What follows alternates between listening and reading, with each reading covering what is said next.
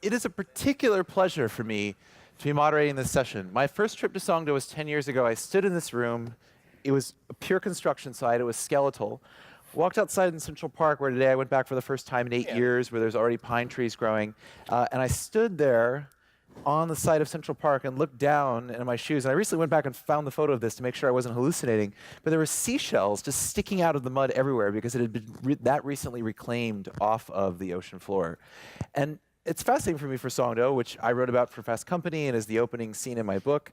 That Songdo really makes us ask really interesting questions about, how do we make a place? Can we build a city from scratch? Can we build a city that people will love and that feels lived in, that feels organic, even when we know it's not? And Central Park to me is always the most interesting example of this because Central Park here in Songdo, of course, is named after Central Park in New York, is sort of inspired by it. And that Central Park was completely artificial when it was made. New Yorkers today think the boulders and reservoir in New York Central Park is a natural environment when it is anything but. And so when I see Songdo, it makes me think that perhaps we will be able to create cities, instant cities, or close to it, that people can truly love. And so this session is really the making of Songdo, a making that goes back perhaps 20 years. The gentlemen on this stage go back, I think 16 or so we were guessing at. But Here are sort of 4 of the founding fathers of the city. And we're going to sort of hear that story and get into some of the issues that it raises. So my immediate right, Tom Murcott, now special advisor to Gale International, really here in the beginning. I can only imagine the amount of frequent flyer miles sitting on this stage right now. Tom was instrumental in basically helping Gale get off the ground as the American developer, working with its Korean partners to get this going. Wim Elfrink probably came to this the latest of the gentlemen on the stage, now running his own firm. When I met him 8 years ago here in Songdo, he was then Chief Globalization Officer for Cisco and was instrumental in Cisco's partnership to make Songdo a smart city. To his right is Ashok Raji, who is Arup's man on the ground here. Arup, my joke about Arup, which is again true to form, is that every city I go, I find someone from Arup's standing quietly behind the architects and everyone else in front, the people who build the infrastructure, and it's never the same person from Arup. It's the Hydra with so many heads. And then finally at the right is Ellie Gamberg, who's here for Jamie von Klemper from KPF. He's the design director at Kohn Pedersen Fox, which did the master plan and some of the original architecture here. And we'll get into all of that. So first question for Tom, going back on this. I know you have some slides. We're going to walk through quickly sort of the genesis of Songdo, but I particularly hope you could talk a bit about even the prehistory of it. Before Gale was involved to 1997, 98, the Asian financial crisis, when Daewoo was involved in it, and OMA did a master plan, and really the true origins from the government perspective, too, about creating IFES as this place that would be a Western-style city, or at least a Hong Kong or Singapore off the edge of Korea. So. Sure. Tom, take it away. I was reminded last night when we were at the dinner at the beautiful Central Park, right? We were sitting in lovely portico, which was completely finished. And it took me back to when you and I were sort of chasing after Stan Gale, who's exuberant fellow, and we were trying to get the story in '09 that you were writing about Wim and Stan and what we were doing with building this smart city from scratch. And as you say, I remember at that time, going after Stan, when there were still the tractor trails and the shells and whatnot were still fresh. So we've come a long way since then. But I want to take it back even a little bit further than that. And let's go back to 2001 when we got the call to come here for the first time. So the city of Incheon reached out to a variety of different U.S. developers to look at a city-scale development that the Incheon Metropolitan City government was considering developing in the region. And they were looking for a master plan developer who could come in and basically create the downtown or central business district of what would become the greater Songdo development, which would ultimately become part of the greater Incheon Free Economic Zone. So when the group arrived in 2001, they actually landed at that beautiful airport you saw on the last slide, which had just been completed. And then they were taken by helicopter up into the air. And what they saw when they looked out, and it was at that point Mayor Che was the mayor of Incheon, and he took our chairman Stan Gale up in the helicopter and he said, "Mr. Gale, can you see it?" And Mr. Gale looked out over the tidal basin, the tidal plain, and he said, "I'm a pretty big thinker, Mr. Mayor, but I don't see anything." Wasn't it open water? At least part of the site was. It was what the slide behind us looks like, yeah. And he then set out to explain to the group what the Korean people envisioned doing with this project. The intent to create hundreds of thousands of jobs for Koreans, the intent to internationalize the economy, the intent to bring economic vitality to the region. And it was really with that as a foundation that he then asked our chairman to look back out again over the tidal basin. He said, "Do you see it?" And he really felt the passion for what the Korean people were going to be doing, the investment they were going to be making, and he said, "Yes, I do." And he signed on. So soon after that, the land reclamation begins. We're doing our land agreement deal with the city. All the while, land reclamation is happening, 02, 04, 05. By the time 2016 rolls around, now it's 2017, you have effectively hundreds of millions of square feet built in a very short period of time, hundreds of thousands of people living and working in Greater Songdo, not to mention Yeongjong and Cheongna as well, which are also part of the Greater IFES. But this was really an amazing feat. But none of this would have been possible were it not for the people who are sitting here on the dais with me today. And what Gail did, which is really act as sort of the maestro, if you will. And we went out and got the best possible practitioners in a variety of different areas, whether that was KPF from a master planning and design standpoint, whether that was Arup from an engineering and technology standpoint, whether that was Cisco in terms of the smart city component. And at every turn, we knew that we had to have the best and best of the best partners in order to be able to accomplish something like we were setting out to do here. So I think what we've done is really acted as the glue or the guide that holds all of these various different pieces together. Great. Well, thank you for that start, Tom. I'm going to jump around chronologically. So I guess I want to go to Ellie next because I'm thinking about the master planning of this. And the thing that I've always found interesting about Songdo, or the most interesting aspect of it is that master plan cities in the 20th century failed, and failed horrifically, catastrophically. Brasilia and the various master plan capitals that attempted to create abstract forms or perfect cities. And KPF did not do that. KPF decided it was going to borrow the best elements and sort of create somewhat of an assemblage. And so I was hoping you could talk a bit about that when, setting down, because, I mean, of course, cities are organic things made by many hands, and yet KPF had to put together a team. I think it was like 40 architects or so, or master planners, and that was the team whose cognitive skills had to design a city that could future-proof itself. So what was the process going in for that, and what were the real lessons out of that as well in terms of of how you would try to build a city from scratch again? So I think, well, I'm gonna quibble a little bit with one assertion, which is that every new city in the 20th century was a failure. I think there are a number of successes. Notable that come to mind is Chandigarh, for example, in India, which is still today considered one of the cleanest, most progressive cities in the country. But certainly the idea of dealing with an instant city is one of the most immense architectural challenges that anybody can deal with. But it's interesting to think about the context of the history of cities, because we tend to think of cities as incredibly organic acts of many, many, many hands. But yet, if we think about a lot of the cities in the world that we know so well, Manhattan really is the product of the gridiron, which was something that was done by committee in the 19th century. London was a series of speculative land developments that were done by a series of elements of the British royalty, still the same houses that own much of London today.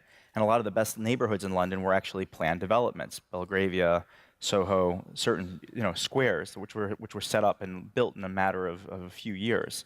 And great architects like Christopher Wren and John Nash were involved in those. So we were operating in an extremely long context of pieces of great developments that were planned. So as we began to think about the design of Songdo City, the first thing we did is we really went back to history. And we said, what are the elements of different cities that work? So for example, almost every major city in the world has at its heart a really incredible open space, whether that's obviously Central Park in New York City, Boston Common, Hyde Park, the Tuileries and the Bois de Boulogne in Paris, and so on. A lot of major cities in the East are tied together by water, the importance of canals, the importance of water bodies as a way of stitching together different neighborhoods.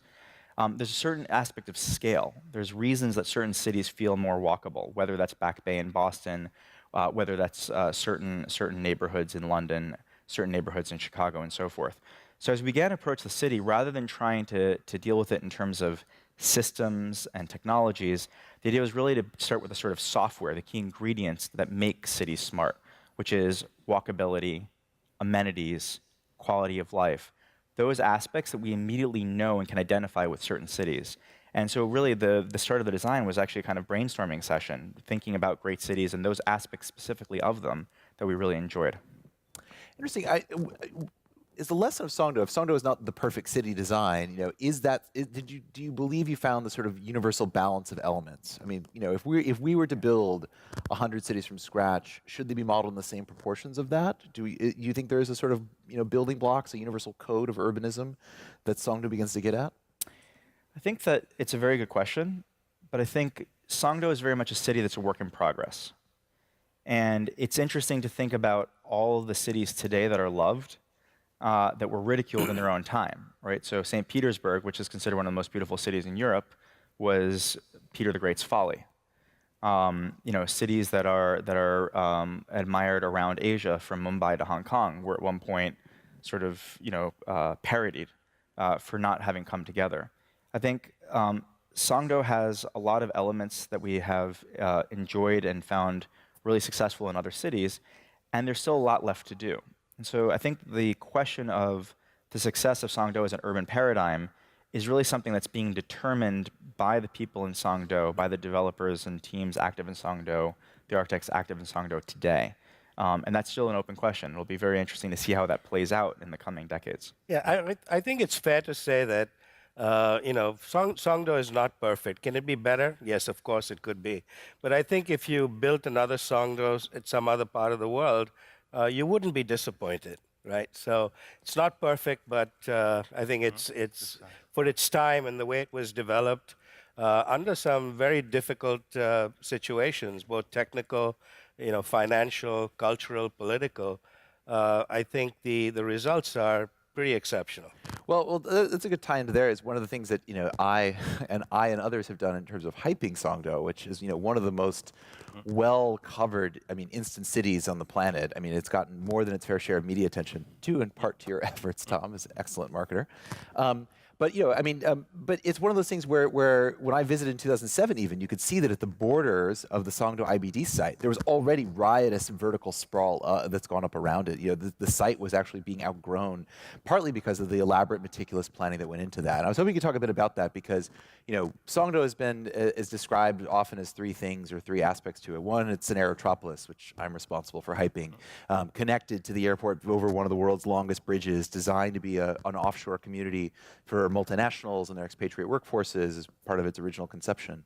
But it was also designed to be a smart city, which we'll come to in a moment, and then as a green city with elaborate engineering to make it, I believe, a carbon emissions of a city a third of its size. And so, hey, Shak, I was hoping you could talk a bit about, the elaborate district heating and cooling that's planned for it, and some of the great wastewater systems. Please talk about the holistic vision. Yeah, that went into so when we started the project, my belief was that we ought to just exercise good design practice. And if we did that, then the issues related to energy and water and everything else would sort of take care of themselves. It was never really an idea of going for LEED certification. But somewhere, during the process, Stan Gale came to us and said he wants every building at Songdo to be LEED certified. And of course, that changed a bit of the attitude. And so we started to really look at the city-wide infrastructure that is actually very important in creating low carbon. And one of the things that we discovered that I was unaware of is that water is a big issue in Korea. One wouldn't think so because there's plenty of rainfall, but the way the rain falls out here seasonally and the usage, particularly by industry, gives a water stress score of about 3.5 for Korea. And what that means is that about 60% of the water, the fresh water that falls, is actually extracted and reused. And to put that in perspective, countries that have a score of around 3.5 are India, where we know they have water issues, certain countries in Northern Africa. So all of a sudden, water became, in my mind, a central point that we had to deal with. And of course, there is a water energy nexus.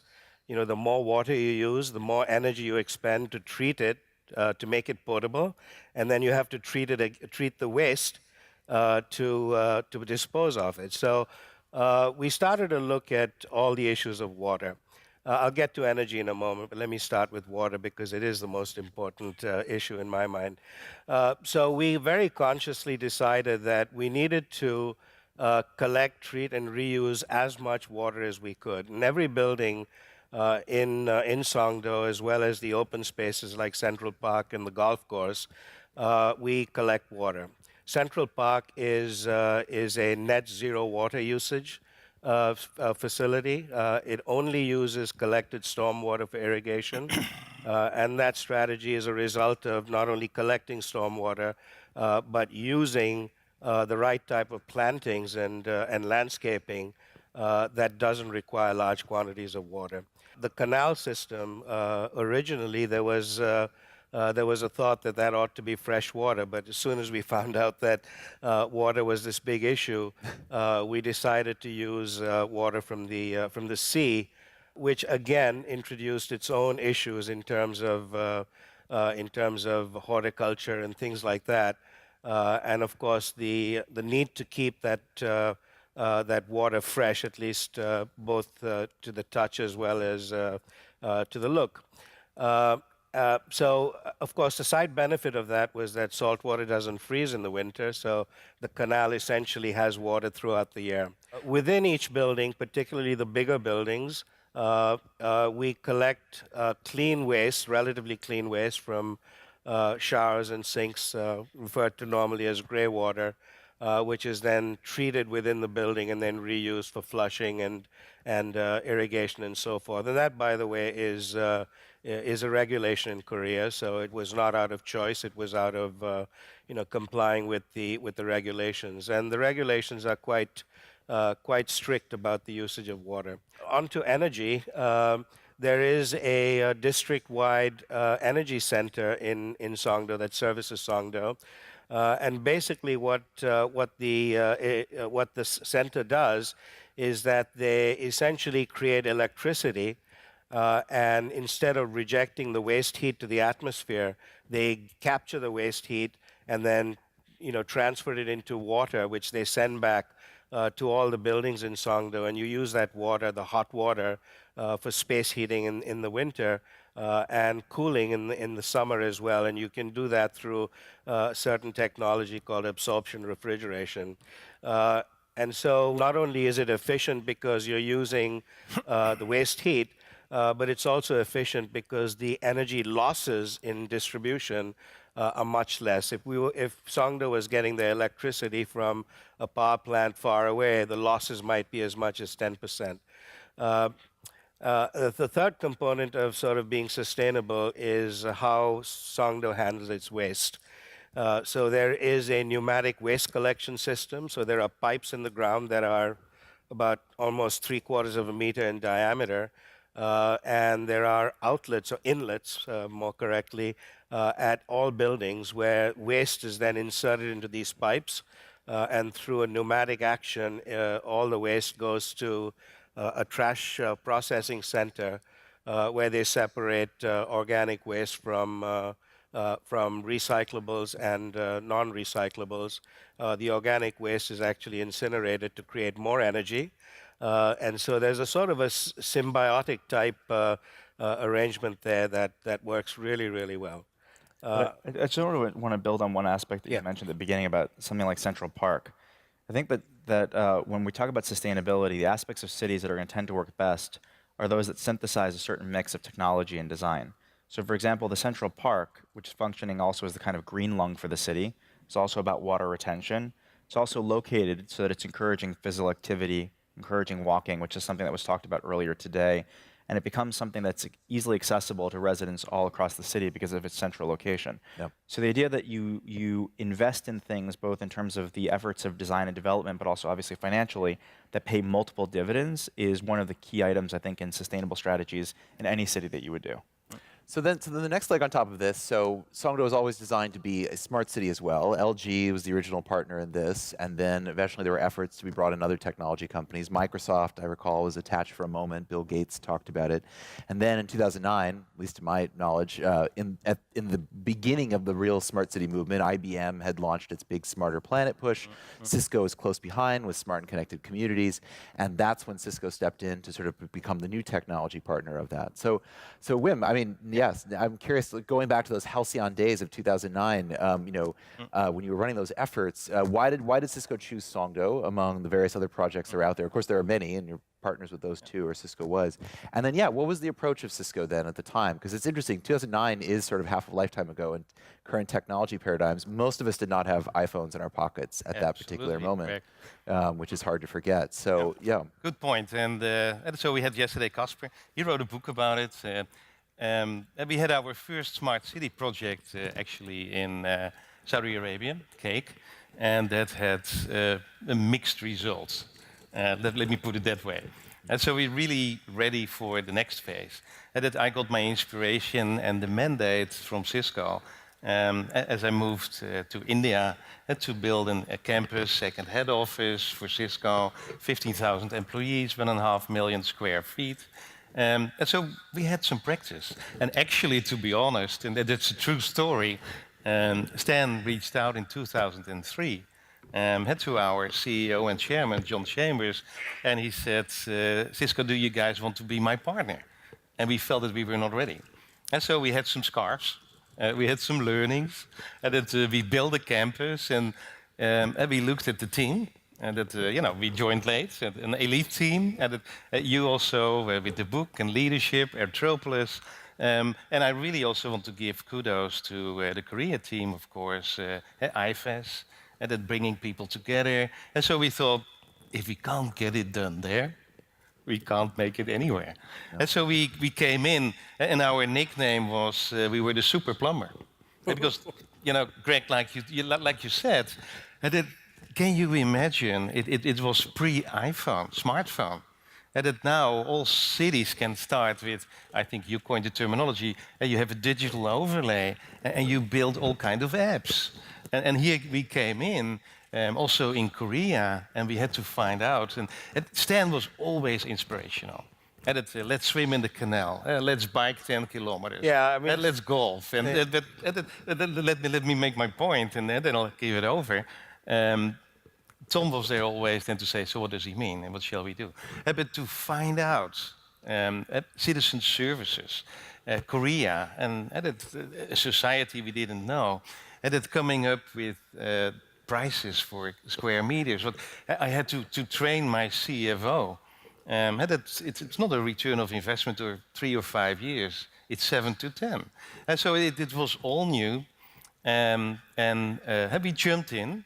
It was career limiting initially. There were a lot of people who said, how can you ever make money there? And what will happen?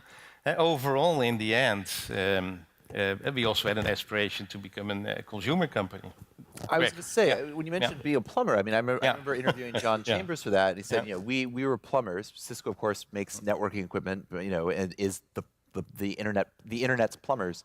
And John Chambers said, plumbing's great. We were proud to be plumbers, but we want to be more than plumbers. Yeah. And in 2009 in particular, there was a big push around telepresence. There was a big push of Cisco into the home, and that never fully materialized. What happened with that? That was more of a Cisco thing than a Songdo thing. But it's interesting. The computing paradigm seemed to change there, which raises interesting questions about smart cities. So what happened at the time, or what happened in the interim between the last 8 years? Yeah. No, so it was an industry thing. And it's, like I said, the iPhone, the smartphone in general, Samsung, iPhone, Apple, it changed the whole paradigm. And that because you could, in a smart city, you could build an app in 3 months, and you could show your citizens what it was. And that was our dilemma to get started. And so Cisco, we wanted to move beyond being the plumber. And so we had the Flip. I don't know, some of you can perhaps remember that. That's unique. And we bought it for the software, and we stayed in the hardware. We made some mistakes. Yes, absolutely. We had some other endeavors in building automation. But in the end, we settled as plumbers with security, innovation. We got in 5,000 apartments and home telepresence. And the good thing for Korea is that we didn't become a consumer company. We built a richer ecosystem, Greg. And so I dare to say that we generated more than $100 million in the last 6 years building an ecosystem of Korean companies and who delivered the famous doorbell and that's all these type of devices.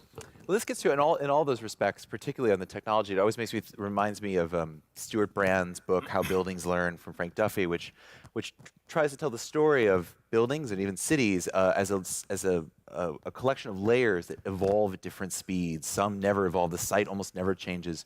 Structures rarely change, and in their internal guts change very quickly. Technology, perhaps the quickest of all.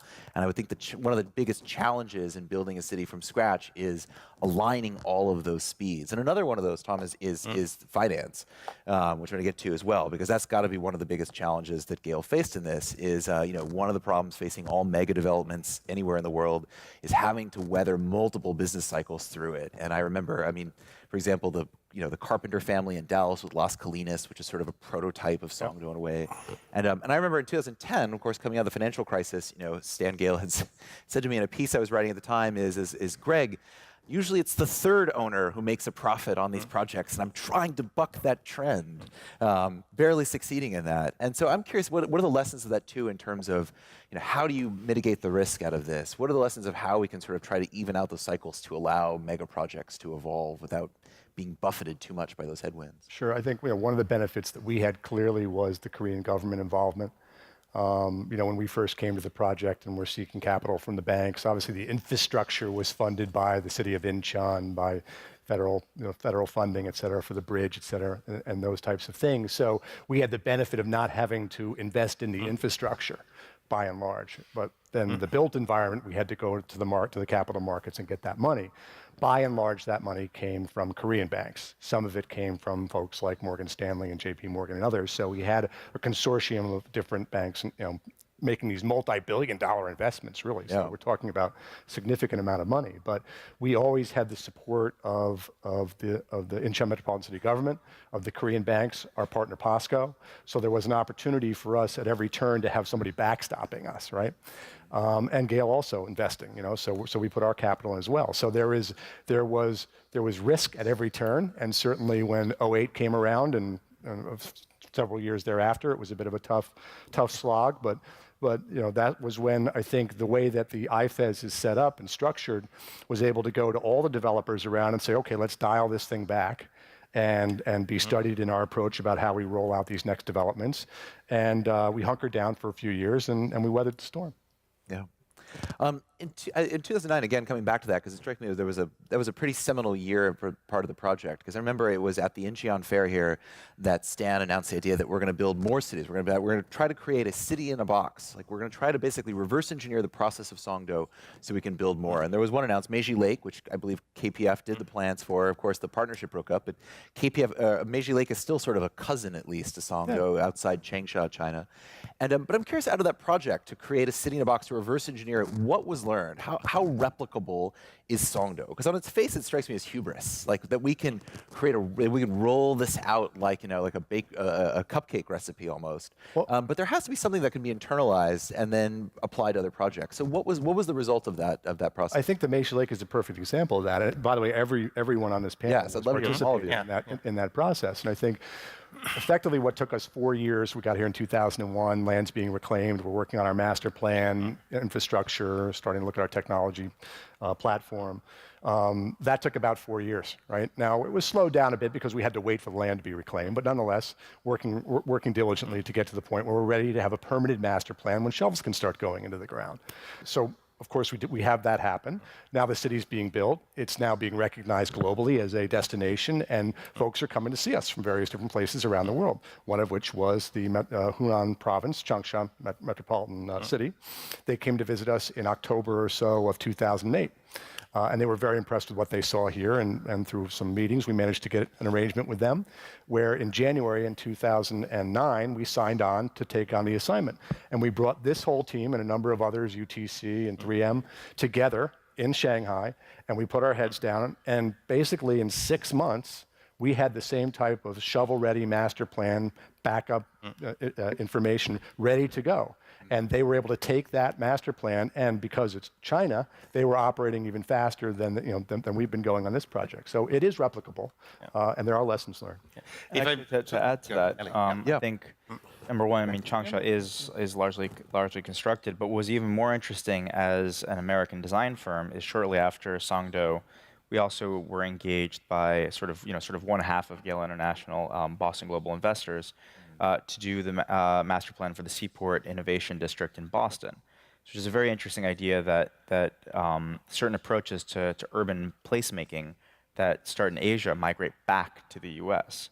And so I think when we talk about hubris, actually, I think it takes a certain kind of modesty in a way for established cities like Boston that are obviously very proud of their long accomplishments and their incredible educational history and the fact that there was so much technology happening, to acknowledge at a certain point they were starting to lose ground to cities like San Francisco and cities elsewhere in the world. And so that this idea of creating, or in this case, retrofitting a district that had been the old seaport of Boston into a way of retaining knowledge workers and knowledge companies that were leaving Boston en masse became one of the sort of keystone elements of Mayor Menino's innovation strategy for Boston. What are the other echoes that come around? Justin Davidson, the architecture critic for New York Magazine, has called Hudson Yards in New York Songdo on the Hudson, because rightfully I think he detects traces of it as well. You can see what KPF learned in Asia being brought back to the United States. I mean, is there a larger lesson here too in terms about Asian urbanism being echoed back into the United States, the large mixed-use podium structures, things like that? I feel like that there's something that's coming back. KPF also did Roppongi Hills in Tokyo famously, and I say there are lessons to be drawn from that about this transplant of some Western urbanism going into Songdo and then Songdo coming back as Asian urbanism from there. How does that dialogue work? I think that's a really good point. I mean, I think ideas tend to circulate, and it's one of the benefits of practicing globally. It's one of the benefits of globalization, period. But particularly as a group of designers collaborating with an incredibly talented group of engineers and developers globally, is that the mixed-use tower actually originates in the United States, and there's a series of practitioners that are incredibly gifted at doing it, such as Louis Sullivan in Chicago. And then shortly thereafter, basically importing European modernism, America promptly forgets the idea of the mixed-use skyscraper. So you go through a 50-year period in America where every single building that was built pretty much was monofunctional, all office, all residential. And then there was a series of firms, including ours, that started practicing in Asia, and the idea of the mixed-use skyscraper as an example was something that was sort of rediscovered in places like Hong Kong. And that approach was then able to be re-imported back into America. I think it would be presumptive to say that places like Hong Kong were a laboratory, as if they only existed for the ideas to be filtered, but there is a way that there's an ambition to try things in places like Hong Kong for the mixed-use skyscraper, in Korea, in places like Songdo for the new city, that becomes the testing or proving ground. So somebody referred to it as a lighthouse earlier today, that other places around the world can then follow. So again, American cities had built neighborhoods and districts before, Rockefeller Center, for example, in New York, and larger developments. But again, for a while it seemed as if the gumption or the ambition to do that had sort of left. And then witnessing the ability of places like Korea to reinvent themselves through acts of architecture and urbanism that large, in a way kind of incentivized cities like New York and Boston and others to begin thinking at that scale again. Because There was another thing that we actually learned from Meshi Lake particularly, and that was all about resilience. And of course, resilience is at the top of the any kind of discussion today on these types of developments. Meshi Lake had an issue where there was a river out there which flooded consistently. And so we had to build in all these flood protection schemes that we learned from, and we started to actually apply to projects in New York City, Hudson Yards being one of them, the Red Hook houses being another one of them. And these were all sort of prior to Hurricane Sandy. Hunters Point was one where we had a complete solution, largely based on what we did at Meshi Lake. And when Superstorm Sandy hit New York in 2013, Hunters Point was completely unaffected. So those types of lessons are really valuable. And in fact, if you don't apply those lessons, I think you're really losing a lot of advantage and leverage that you could have had. Another milestone for Songdo was the Shanghai Expo of 2010, where Cisco, as one of 3 American companies to have pavilions there, featured Songdo, particularly for Chinese VIP dignitaries, and its upstairs level. So, I mean, hundreds of mayors must have toured that site and seen Songdo as sort of Cisco's pilot for smart and connected communities. What was their reaction to it? Do you know how much DNA of Songdo is filtered into various Chinese smart city efforts? Now, not just China. We have an experience center here in Songdo. Yeah, of course. And that's coupled with that fantastic tour that we had here with the smart city control center. So some data points quickly, Greg. Over the last 7 years, we had, to be precise, 4,971 visitors out of 97 countries. And unprompted, yesterday, Ayal from Cairo said that when he came here, he was impressed. And so also your question about are there cookbooks and playbooks, and I think there is a core set of learnings that are applicable in every city. And I think that is now an industry, and that has accelerated the smart city adoption dramatically. However, then, it has to be local. And from a prioritization point of view, what the citizen services are. The needs in India are different than the needs in Manhattan. So we have developed a library of services that people prioritize, search from. But then we have that additional phenomena, and that is entirely new. If a city with the digital overlay creates a super app, and let's face it, Uber is the ultimate example with Airbnb, and then suddenly it's global. And that is something that we have, that mixture, that's so global, local. But the core set, to summarize, there is a core set of things that have to be done, and that is also the plumbing, and it's the security, it's the data sets, the data analysis, policies, then a very big local neighborhood type of influence, and to make it really the city of the services of the citizens. Yep. And then boom, out of nothing, a complete bright idea comes up, and it's a $60 billion company. Never seen it in my life. No. Well, fast forwarding to today, Tom, I mean, Songdo is a success, but is it the success it was originally envisioned? Because it's interesting, because I mean, some of the underlying political considerations of IFES, in my understanding of it is that the history is rooted in the Asian financial crisis. Like as I was saying earlier, that that IFES and Songdo IBD as part of it were designed to be the sort of competitors to Hong Kong and Singapore to attract foreign direct investment and become this international business district, as the name implies. And to some extent, it was hamstrung by some geopolitics. China joined the WTO in 2001, so it wasn't as scary to American companies anymore. The U.S.-South Korea free trade agreement was hung up by Congress for years, which hampered development. So who lives in Songdo today? Because it seems like it's a lot of families. It seems like the schools are the draw, not necessarily the airport, which always makes me feel sheepish about it being an aerotropolis to some extent.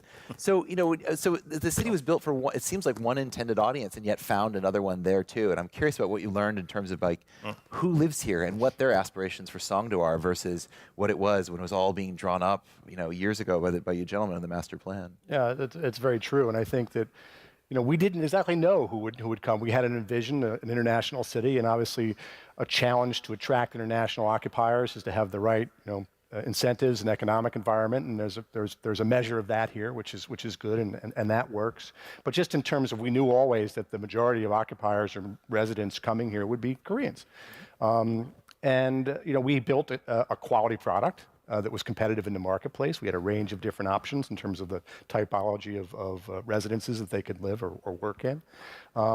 And what we're finding, just as you say, though, is that people did come here for the education. We went out, we founded Chadwick International School, we engaged them, we opened the K-12 school. It's considered one of the best in the country right now.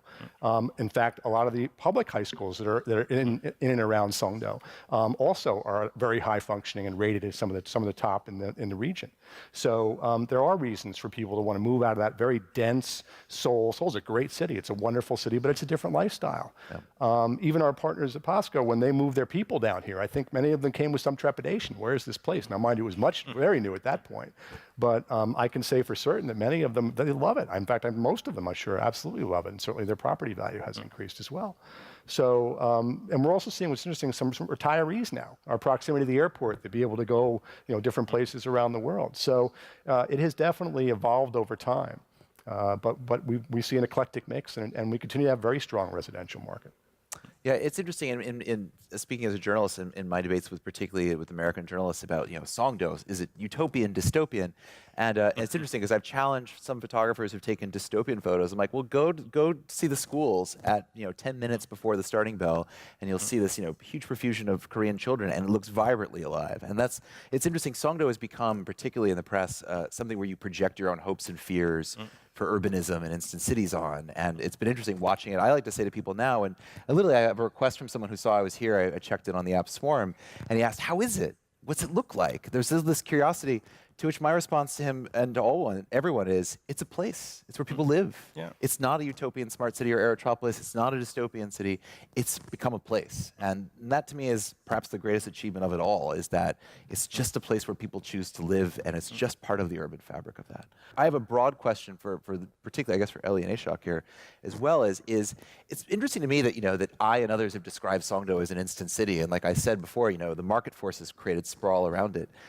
What are the lessons of Songdo in a world where we know that the majority of urbanism that will be built will be informal settlements? I mean, we know objectively speaking that most of global ground cover growth over the next 30 or 40 years will be that.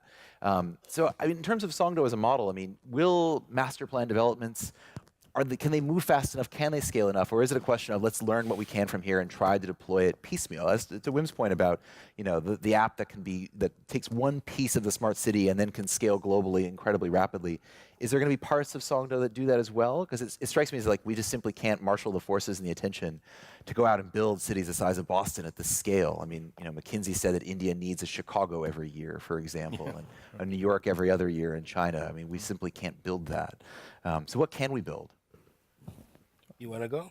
Okay. Why don't you start and I'll follow Difficult up. question. I think the cookie cutter approach is not appropriate, right? I think what you can replicate are the processes that you go through in planning and then ultimately in design. And I think we've proven that because, as Tom said earlier, the master plan for Songdo took 3.5 years, something like that. Meshi Lake, we did it in 6 months, right?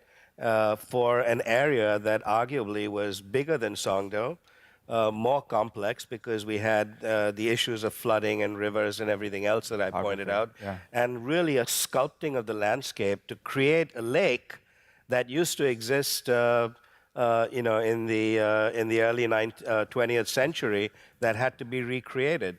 So, Meshi Lake looks very, very different from Songdo, but the steps that we took to get there were almost identical. Well, I think to build on that, one thing that was very promising for me today is that there's people from sub-Saharan Africa and India and the emerging countries of Southeast Asia here, in addition to the usual suspects from Western countries and China and Korea. I think the tragedy is that there's not enough new Songdos. And what I mean by that is the fact that most cities, as they reach a certain level of maturity, begin an unchecked amount of sprawl.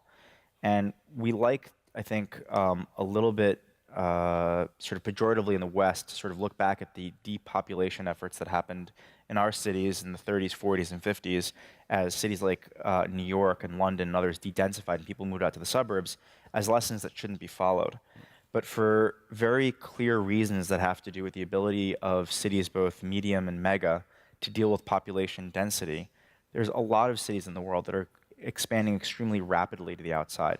And if you go to any of the major cities in China or India, and a lot of the ones in sub-Saharan Africa, the sort of repetitive concrete block typology that you find so commonly around Seoul is multiplying at a furious rate. It's multiplying faster than the ability of designers really to sort of, and policymakers to keep up with it. The fact of the matter is cities like Mumbai, India, for example, are going to have to develop new sub-centers outside the core cities. And so the question is, are they going to develop the master plans ahead of those developments happening to incorporate things like good schools, Central Park, active waterfronts, a mix of uses? Or are they going to allow development to happen so rapidly unchecked that you have miles of concrete block suburbs that have sort of cropped up independent of intelligent urban design or policy?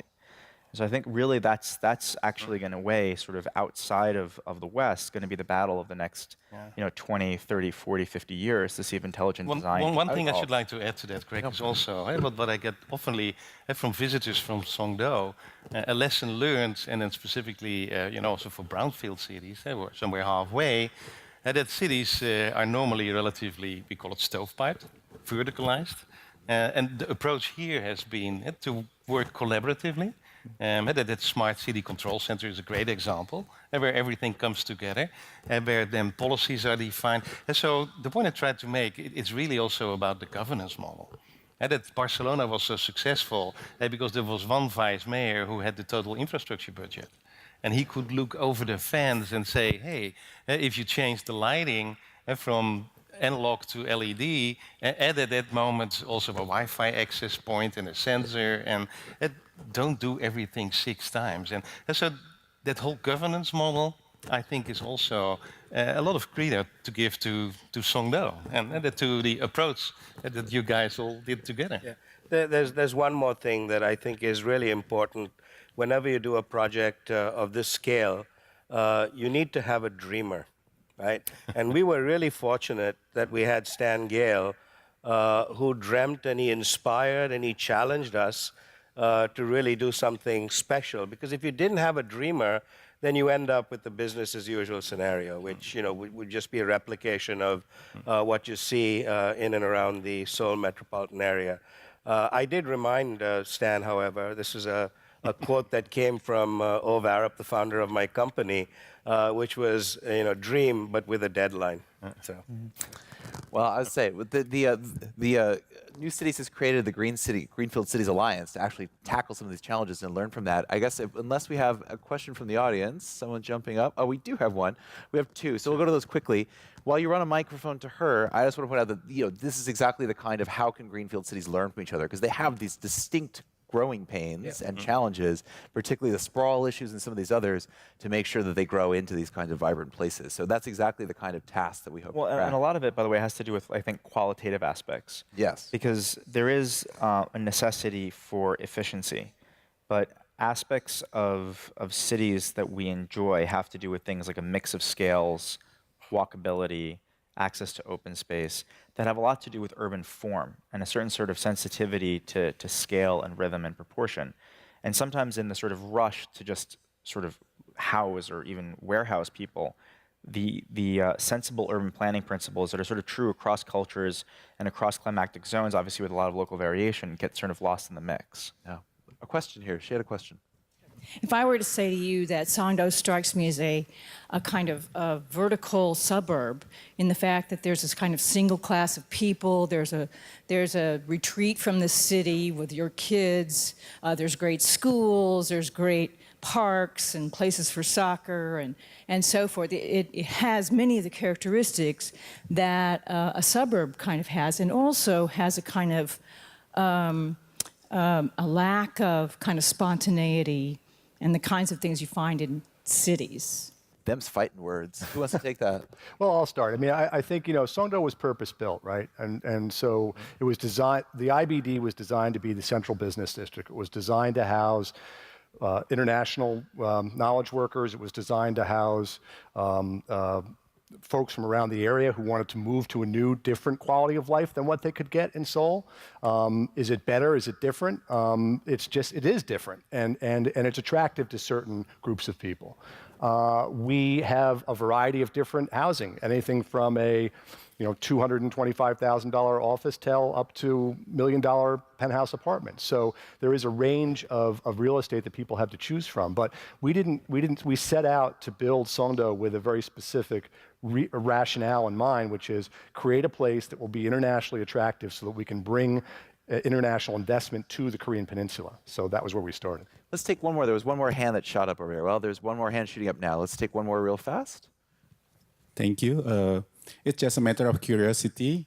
How much is actually the total investment of Songdo? And has there been any significant cost overrun, as is mostly the case in this kind of project? And how much is the percentage of government's contribution on this investment? Thank you. One time it was supposed to be the most expensive private development on the planet. Is that still true? There's been a vast investment in this in the infrastructure. I don't have the exact number. The numbers that's been assigned to the project, which I think was a forecast at the outset, was $35 billion, and that's really just for Songdo.